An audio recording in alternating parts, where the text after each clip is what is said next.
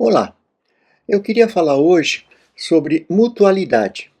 Eu queria fazer um rápido retrospecto da aula passada, onde a gente viu o que é mutualidade, a importância do nós, manifesta pela palavra de Deus em Mateus 6, na oração do Pai Nosso. Vimos também a necessidade da comunhão na prática, como o exercício dos dons pode se manifestar na igreja. E sobre isso eu queria fazer uma consideração que a gente fez na aula, que é que nem tudo é muito simples. Em Provérbios 27, 17, ele diz assim: como o ferro afia o ferro, assim você afia o seu irmão. E eu quero fazer uma primeira pergunta.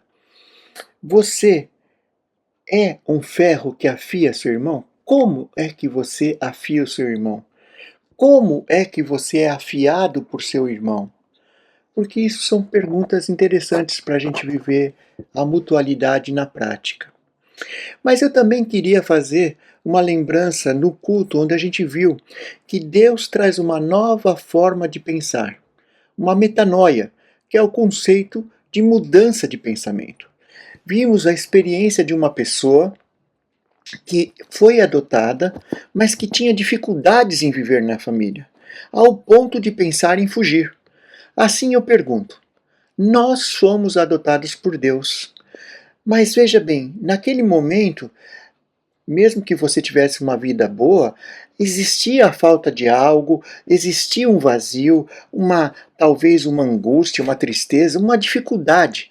Você ansiava por uma vida melhor, uma vida nova, uma vida mais realizadora, uma vida que valesse a pena ser vivida.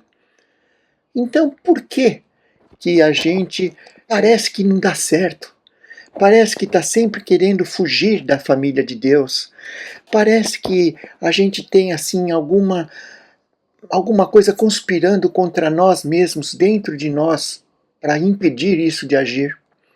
E aí eu quero usar uma frase que o pastor colocou que eu achei muito interessante, que é assim: em Cristo, o seu passado impede o seu viver, o seu futuro. Eu queria partir para considerações muito práticas aqui. Por que eu vou à igreja? É para cultuar a Deus? É para ser uma pessoa melhor? É para ter um emprego melhor? É para ser reconhecido pela sociedade como uma pessoa de bem? Devemos considerar que a gente tem que imitar Jesus, como Paulo diz. E servir é aquela questão do conceito que eu gosto de repartir o pão.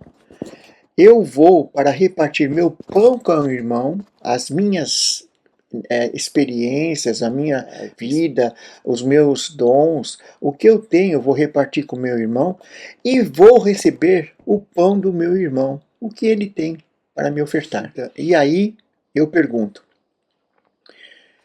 o serviço então é igual ao ministério? Temos que ter cuidado de fazer o que o Pai nos ensinou, na prática. Qual foi a prática? Deus estava muito bem, Deus não precisava de nós, mas Ele quis repartir o amor dele, quis repartir a bondade dele, mesmo num mundo tão difícil, tão rebelde, tão pecaminoso, tão com falta de amor, faltando muitas coisas, inclusive caráter, bondade, domínio próprio. É só olhar aí o que acontece no dia a dia e a gente vê que Deus se ofereceu para um mundo que não merecia. E Deus tem um propósito nisso. Se eu faço alguma coisa para Deus porque eu me sinto capacitado, ou que ninguém faria como eu, ou, por exemplo, eu sou professor, então eu vou dar aula. Qualquer coisa assim, eu sou músico, então eu vou tocar no louvor, e por aí vai. Será que eu estou fazendo alguma coisa para Deus ou pela minha carreira ministerial? Eu estou fazendo alguma coisa para Deus ou por mim? Porque se eu estiver fazendo alguma coisa para mim, mesmo que ela esteja revestida de boas obras e tudo, ela não serve para a eternidade. Eu queria dizer uma coisa que o pastor falou também, que para a eternidade, a única coisa que vai subir é a igreja. A única coisa que vai entrar na eternidade é a igreja. Uma coisa para a gente pensar, né? E aí eu quero perguntar para você, como você é reconhecido? Qual é o nome que você é reconhecido? Você é reconhecido como advogado? Como médico? Como pedreiro? Como faxineiro? E por aí vai. Ou você entende que Deus vai te chamar por um outro nome? Qual nome? Bondade, mansidão, domínio próprio. Quando alguém precisa de uma palavra, por exemplo, de bondade, é a você que elas procuram? Os dons, aí eu pergunto, são uma necessidade? E aí a gente considerou. Veja bem, Deus fala para a gente ir por todo o mundo pregando o Evangelho. Isso é evangelismo. Mas será que evangelizar na sua cabeça não é para alguns escolhidos especiais? Deus, depois que falou dele, ensinar as pessoas das coisas dele, que chamamos também de discipulado. Será que alguns crentes são melhores do que os outros e por isso eles discipulam, outros não são discipuladores, então não devem discipular? Ou até pior, você procura o irmão que parece ter mais aptidão para isso, ou você procura em Deus uma pessoa que vai falar na sua vida? É uma pergunta interessante também com relação à mutualidade. Eu queria que a gente tivesse o seguinte entendimento: Deus vai te capacitar de acordo com o propósito dele. Então, falando em propósito, né? E o propósito de Deus, o que é? É que nesse mundo sem caráter, sem amor, sem fidelidade, a família dele mostre tudo isso. Ter a coragem de olhar para cada um de nós e para a nossa comunidade e fazer o projeto de Deus e não o nosso.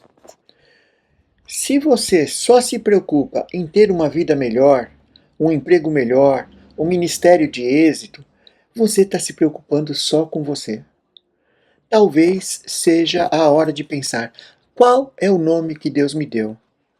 E com certeza muitos de nós não vão saber esse nome, o que é um indicativo de que a gente precisa estar mais ligado ao propósito de Deus do que ao nosso propósito. Você pode ser chamado na igreja como o líder de tal grupo, ou o ministério de tal grupo, mas o que Deus tem para te chamar pelo nome? Eu tenho que pensar nesse nome. Pelo que eu sou chamado, pelo que eu sou reconhecido, o que eu realmente faço na igreja que as pessoas me procuram para isso. E se eu não sei, eu preciso ter clareza, porque se eu não tiver clareza no meu viver, como eu vou cumprir o propósito de Deus?